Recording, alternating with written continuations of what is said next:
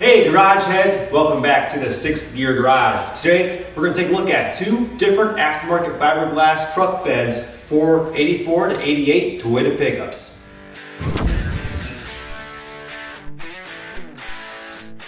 So let me start off by saying that I don't know a lot of information about either of these beds. They both came on trucks that I purchased used. This one here came on this truck, and I'm told this is from somewhere in Michigan. However, I couldn't find any place in Michigan that makes these beds anymore. This one over here came on 87 4x4 I purchased about, 8 years back, and the seller told me that it came from somewhere in Indiana and he had bought it brand new. And you can see the difference here. This one has steel inside, versus this one, which is all fiberglass.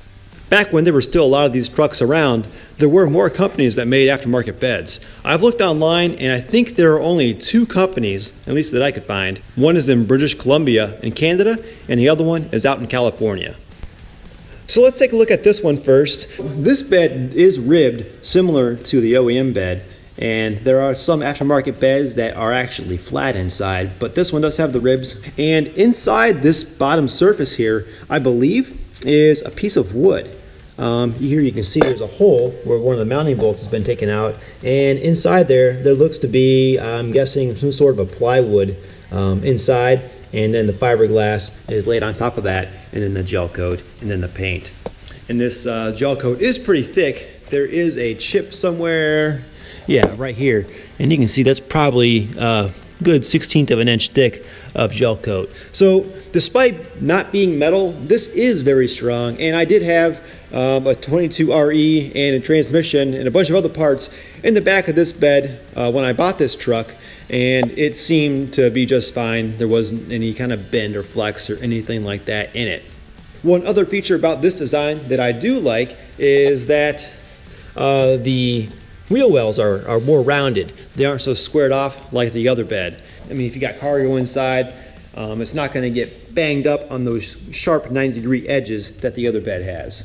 One more design feature of this bed that I do like a lot is the gas door opening. You can see this is all nice and finished inside. I don't know the history of the paint on this bed, why it's yellow, red, and then covered with green, but this is really clean inside. It's completely closed off from the wheel well, as you can see under here.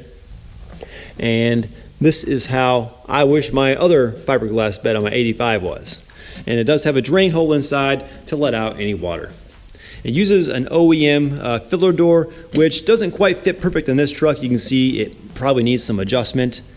Maybe slot out the holes and slide it forward a little bit, because there's a gap on that side and it's actually contacting right there on that corner. One design of this bed that I do like a lot is that it uses the OEM tailgate. These are factory style hinges, and you can put any OEM tailgate on this. You don't need a specific one to go with this bed. It uses the same hardware as well. However, there's a disadvantage, and that is there's no place to put a tie down over here. I'll show you on my other one shortly. I welded some door strikers on there, and those make great tie downs. But on this bed, I mean, I guess you could bolt something into the fiberglass, but you can see here it's only about maybe 1/8 of an inch thick, so I wouldn't depend on those to really ratchet down a ratchet strap very tightly. One more thing that I'd like to point out, and you'll see later on the other bed for a comparison, is that these bed rails are thin, much like the OEM style. The other bed I'll show you has a much wider rail, which is good if you're going to mount a cap. Gives you more options because there's not a lot of caps left for these trucks. If you're looking for a used one, sometimes you got to go with one from an S10 or a Ranger or Mazda or something like that. But I do like that the rail doesn't have any rivets on top, which the other one does, and I'll show you that shortly. I mentioned a bit earlier about the amount of weight I've had in both of these beds over different times, and I figured it'd be a good chance to test and see just how these beds hold up over time. And here you can see this one is quite saggy in the middle. I'd say there's almost about 3/4 of an inch there of gap from where the sides are to how low the middle sits. So here's what the underside of this bed looks like. You can see it's exposed fiberglass strands. I guess What you could do is spray some undercoating on this to kind of protect it over time from dirt and debris, but you can see it's completely hollow all the way up to the top. And over here is the inside of the gas cap, and you can see the same construction is used on this side as well, all the way up to the very front there. Now we're going to take a look underneath to see how she looks. Well, we have the original spare tire still mounted. It's amazing that hasn't rusted off yet. It may be ready soon. But over here you can see how the fiberglass looks on the bottom. It's the exposed fiberglass. There is no gel coat. So I popped the taillight out here to give you a better look inside of the wheel well, just to see the construction, and underneath all that dirt might actually be a piece of wood. Let's check that out. Okay, it's definitely a piece of wood. I brushed it off with this wire brush here, and you can see it must be part of the extension from the main piece they use from the bottom of the bed. There are stress points on both of these beds that I've noticed cracks tend to occur, and that is right over here below the taillight, kind of where the bumper and the back edge meet. You can see there's a good crack right there. And over on across on the other side, you can see there's a similar crack, not quite as bad. Over here on the other bed, I've got a crack. Actually, you can kind of see it in the paint there, below the taillight, extending over to the tailgate area, and then down there, you can see the crack's pretty bad. Over here, I've got the exact same thing. I got a crack coming down and going up there. And I think that's just the nature of a fiberglass bed. However, I'll take a crack over a rust and seams and holes in the bed. So let's take a look at this bed here. So when I bought this bed, it came on a parts truck with a rotted out frame. I bought the truck just for this bed. It was still in primer. It had a little bit of surface rust starting on the metal here. So I cleaned it all up. I PUR 15'd it, and then I coated it with first black bed liner. And then I went back and did this desert sand color to match the interior. And before I applied the bed coating to this bed, I took the time to weld in some latches for the door strikers, some catches here. And I just did a plug weld there and welded around the edge. And I wanted something to use ratchet straps on because I'm always hauling stuff. And this is a completely metal bed on the inside. You can see the wheel wells that I was talking about. You know, if you have something fragile back here and it hits that could possibly do some damage. The inside of the tailgate is metal as well. The outside is fiberglass. That one you can use any tailgate on. This one is specific to this truck, and I'll show you the design here. You can see there's a bolt right there. What this has is a single post inside of this panel here. So you actually have to reach up from the inside and unbolt that to loosen this to get this tailgate off. This side is just a blank one that goes through and pivots. There's no kind of bolt or hardware holding that one in. It just kind of presses in this side first, slides into place, and then the bolt goes in this side and holds it there. So it's kind of a pain to take this thing off. All the other hardware here is original to the Toyota. It's not specific to this bed, so that's kind of nice in case it ever does need to be replaced. I pointed out the bed rails earlier. These are thin, similar to the OEM style. These are a lot wider, which is great if you want to mount a cap from a different truck. However, because you have metal and fiberglass meeting here, the sides are metal too, and that goes all the way up, wraps around, and comes down to right here. And you can see the fiberglass actually starts on top. So there are these rivets, 1, 2, 3, 4, down each side to connect those together. Now let's take a look at this gas cap.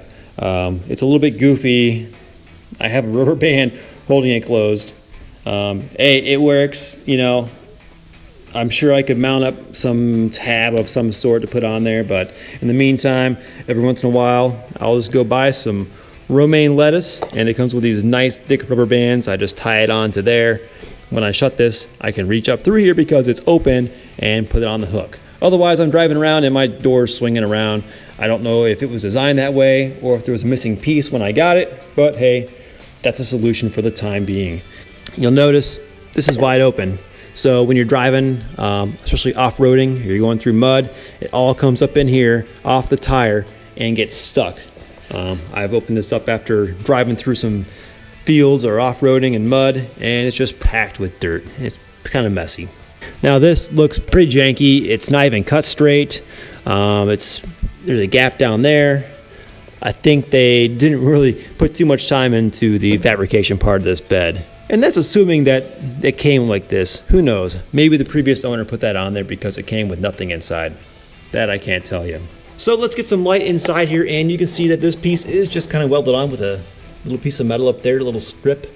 And I think there's one more over there. Yeah, right here. So that is pretty sloppy. I would like to think that is from the previous owner and not the manufacturer of this bed. Looking straight up here, you can see there's a little bit less of a gap between the inside of this wheel well, which the bed stops about right here, and this goes over an extra inch and a half. So there's a smaller gap between the outside fiberglass bed and the inside of the wheel well, which is nice because you get less debris kind of going up there and getting stuck. Looking back here, you can see there's a piece of 90-degree angle iron here holding the corner of the bed to the cross beam going across the bottom side of the bed. All right, moving on underneath here where there's normally a spare tire that has rusted away from the frame previously, so we have a good view of the underside. And you can see that there is POR 15 coating under there. Still good since the day I applied it back in 2011. So just like on the other bed, it's had a lot of weight in here as well, including the V8 and transmission out of the Mercedes. That was the most heavy thing I ever had in here. And you can see the bottom of this one has, well, it's sagged maybe an 1/8 inch in the middle at the most. And the unfortunate thing about fiberglass is they do get beat up over time. For example, the cap I had on, you can see it actually wore through the gel coat there. So there's going to be some repairs that need to be done. Down underneath here, the time that I ripped Mikey's Shelby CSX in half with this truck, and it rolled and actually bumped into it. You know, what would have been a dent on a metal bed was just kind of like a scratch/gouge on fiberglass. So there's going to be some repairs that need to be made down the road, and I'm all right with that for the benefit of not having it rust away. So looking over on this side, you can see there is a normal amount of gap, probably 1/8 inch. And over here, it's actually rubbing on the tailgate. It's pretty tight. You can see it's been rubbing the bed liner from this side. And that all happened when I put that Mercedes V8 and transmission in the back. And I had it ratcheted down really tight so it wouldn't tip over. And I remember hearing this distinctively loud pop from this corner when I was ratcheting that down. And I think something came separated from the inside. So you can see this design has the same problem as the other one, with some screws not having any material to screw into. And that metal pop that I talked about, well, I think I just found what it was. I'm looking down here where this vertical rail mounts to the bottom, and look at that crack, and there's a little bit of rust forming there. I think I cracked the weld when I was ratcheting down that engine, and I'm gonna have to re-weld that. One other thing I do like more about this bed style with the metal bottom is that it does have the extra brace underneath to mount to the frame itself, so there are no mounting bolts showing on this side of the bed like there are on the bed that's all fiberglass. So there you go. There are two different aftermarket OEM style beds for the 84 to 88 pickup. Let me know if you have any questions, and I'll do my best to answer them. And as always, thanks for watching here at the 6th Gear Garage.